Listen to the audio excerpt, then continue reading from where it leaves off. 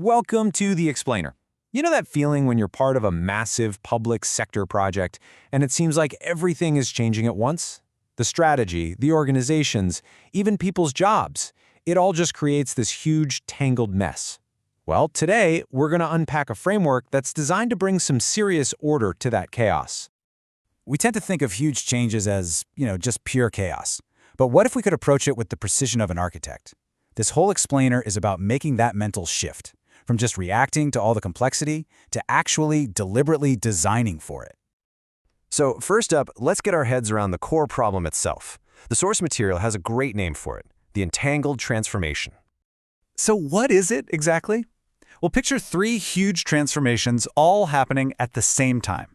At the very top, the whole sector's national strategy is being rewritten.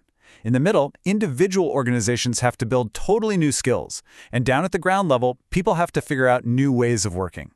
When all three are woven together like that, you get this incredibly complex web where every single move affects everything else. Now, trying to manage this with some static, old-school project plan, it's like trying to untangle 3 pairs of earbuds at once in the dark. By the time you think you've fixed one knot, the others have gotten way worse. Traditional planning is just too slow, too rigid. Honestly, the plan is often useless before you even get started. So if the old plans don't work, how do you even begin to get a handle on this mess? Well, you start by measuring it.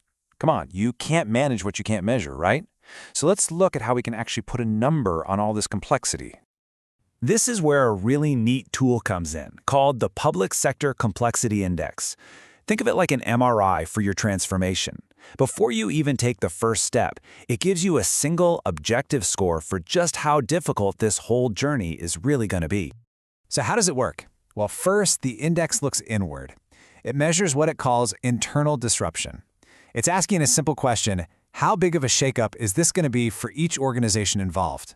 Are we just talking about a few tweaks to a process, or is this a complete top-to-bottom reinvention of how they operate? Next, it kind of zooms out to look at the strategic role. Basically, how critical is this one organization to the entire sector's mission? Is it just a supporting player, or is it the absolute linchpin that the whole transformation really depends on? And finally, the index measures external coordination. See, it's not just about what an organization does internally, but who it has to work with to get things done.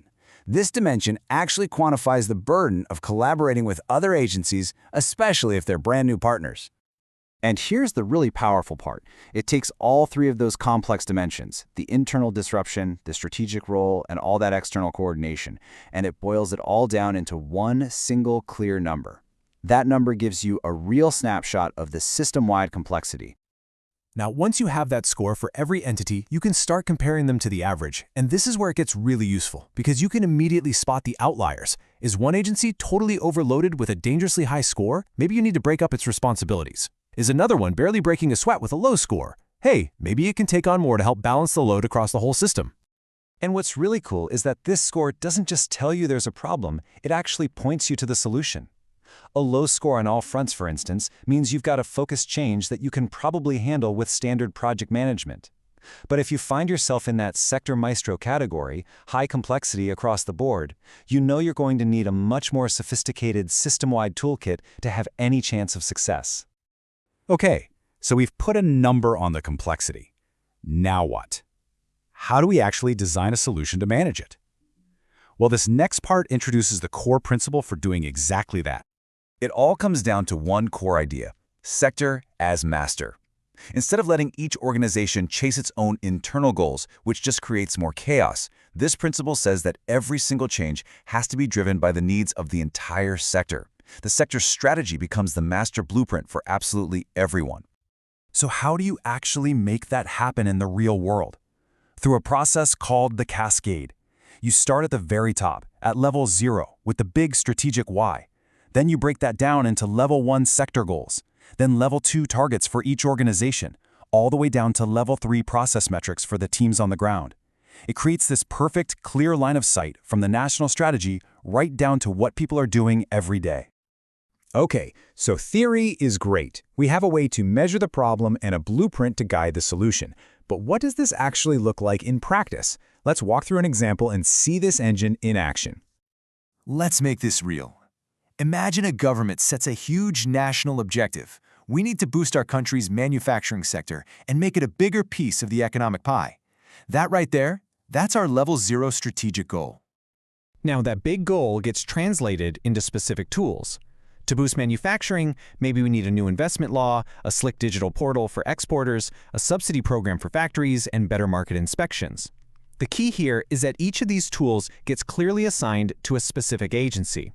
The Ministry of Industry owns the law, the Export Authority builds the portal, and so on. This assignment is what actually triggers and directs the specific changes inside each of those organizations. But here's the thing, it's not a one-way street. The strategy cascades down from the big objective to the daily actions, right? That creates a forward path for planning. But as those actions happen, performance data starts flowing back up. This creates a return path for monitoring, and it lets leaders see what's working and what isn't so they can adjust the strategy in real time. It's a living, breathing feedback loop. All right, that was a lot. So what are the big ideas you should walk away with? If you're staring down the barrel of a really complex transformation, here are the core principles that should act as your compass. So here are the 5 big rules for your compass. 1. Sector as master. This makes sure everyone is pulling in the same direction. 2. Measure first. You have to know what you're up against. 3. Cascade and map, to create that clear line from strategy to action. 4. Align everything. Make sure internal changes are serving the bigger picture. And 5. An end-to-end logic, so you can connect your highest goal directly to what's happening in the real world. And that really brings us to the final, critical question you should be asking yourself. Take a hard look at the change initiatives you're involved in. Are they designed with an inward-looking focus, just for your own organization? Or are they really designed to serve the needs of the entire ecosystem? Because shifting that perspective, that is the fundamental key to mastering complexity and achieving real, lasting change.